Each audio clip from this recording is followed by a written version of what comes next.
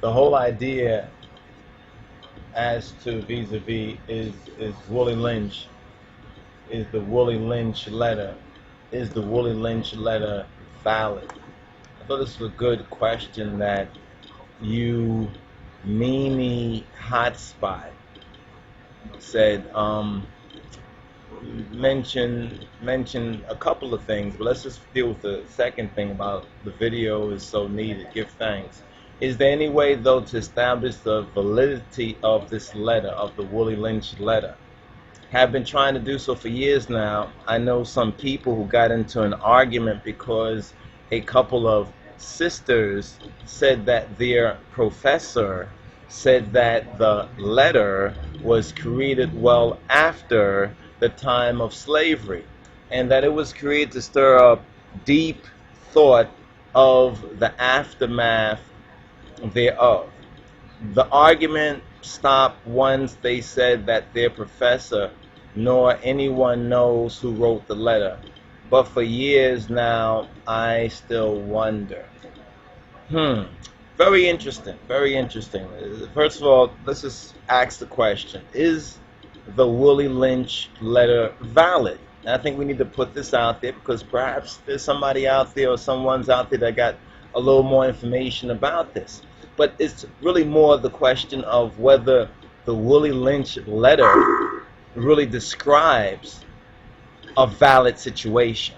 You understand? A valid strategy to destroy or at least to enslave perpetually a people.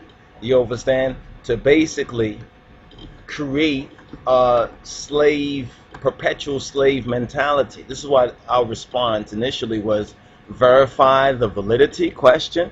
A professor? Well. You know, I'm not saying every professor is bad or every professor is good or honest or whatever like that, but the professor works for a system of things. You have to understand that when professors have gotten out of line, and many of them in various, even just with the environmental climate kind of thing, and after the 9/11, a lot of them who were otherwise, well-known, upstanding, appreciated professors, they lost their jobs if they stood by their convictions, even though they had the evidence, they had the proof. We know about many black professors and even white, but let's just talk about some of our people, professors who got fired because they were bringing into the academic environment, into the school system, and you have to look at what particular school we're speaking about, because different schools were established by certain secret societies and secret related societies, and originally they were, these universities and colleges were established to perpetuate, you understand, the land-owning, rich, white, male class of folk. You understand? And then as it had to adapt, therefore they adapted a lot of other things. It's one thing that, the system has shown us is their adaptability. You understand? But the question is, who will verify? Who's going to verify?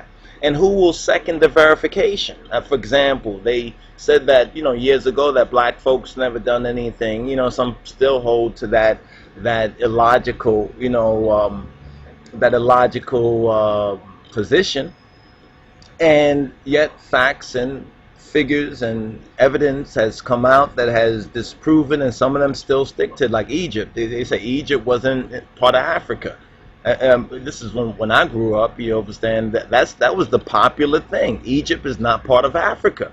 There were people who were so-called upstanding professors, so forth and so on, who were saying Egypt is not part of Africa, and gave us the impression that Egypt wasn't in Africa until we looked at the map, and we saw Egypt is in Africa until we looked at the wall paintings and the hieroglyphs and the statues and the carvings and everything else. And these people look awfully black.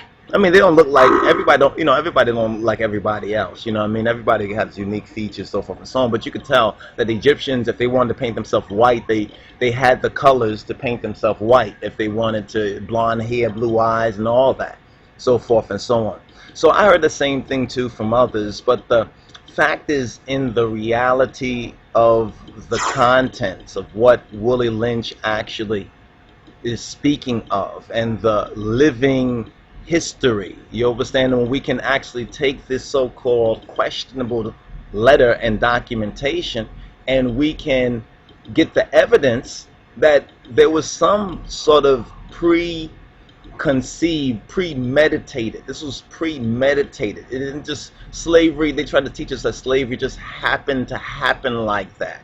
It just happened to, almost like America and New World Order. But now we're getting to learn different things that actually, this New World Order thing goes way back when the Europeans came from from Europe over here to America. They already was talking about a new world order, so forth and so on. The New World Order thing on the dollar is not just because of Bush or because of Obama or because of a new president or something new that happened. They was talking about this since at least 1776 and before that.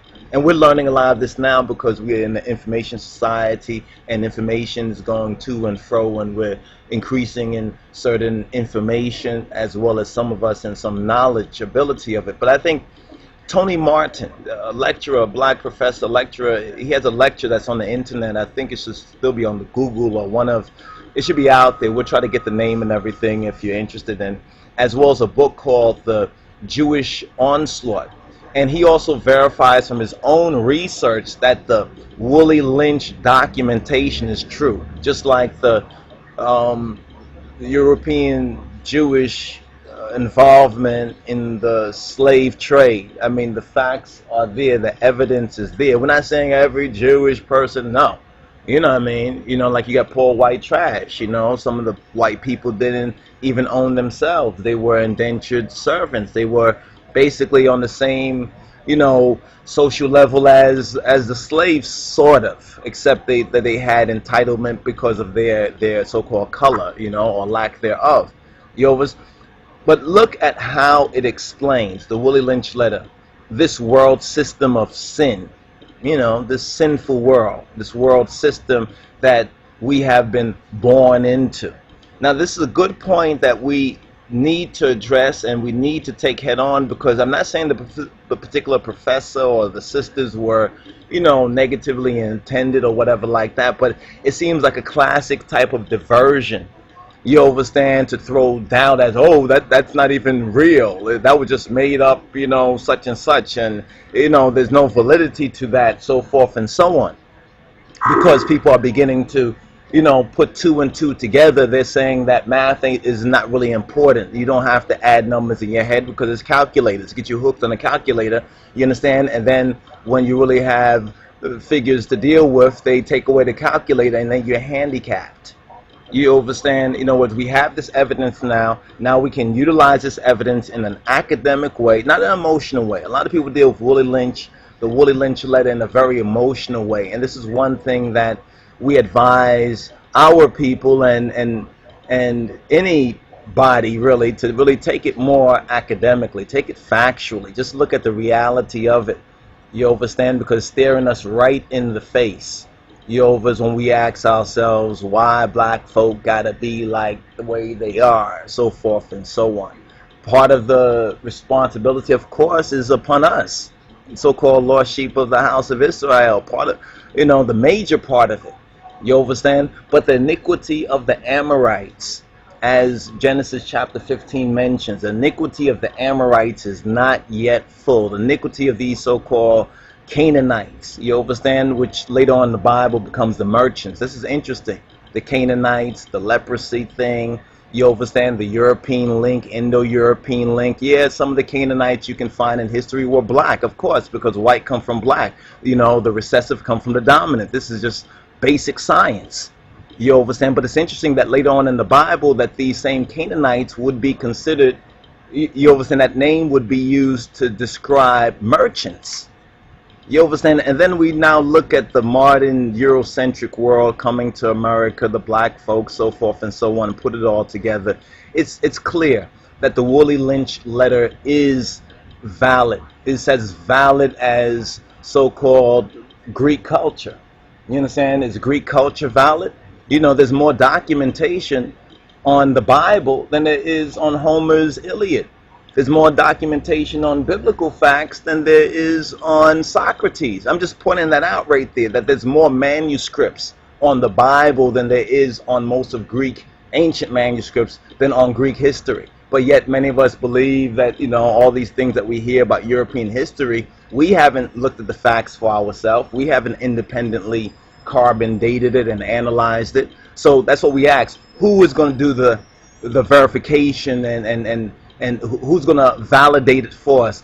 Quote, professor or somebody like that who is indebted for his tenure and his retirement and his pension and everything to a university, that if he now goes outside of the box, you understand, he's gonna be like the poor white trash or whatever like that, or like a dumb nigga who just lost his retirement fund. You understand? These people have sold themselves to some degree or another, and if they haven't, then they need to stand up, you understand, and speak the truth, and then come what may. So give thanks, and we're gonna do a little bit more on this. But if any of y'all got any facts, additional facts and evidence about the validity of the Willie Lynch letter, please share it. Give thanks. The whole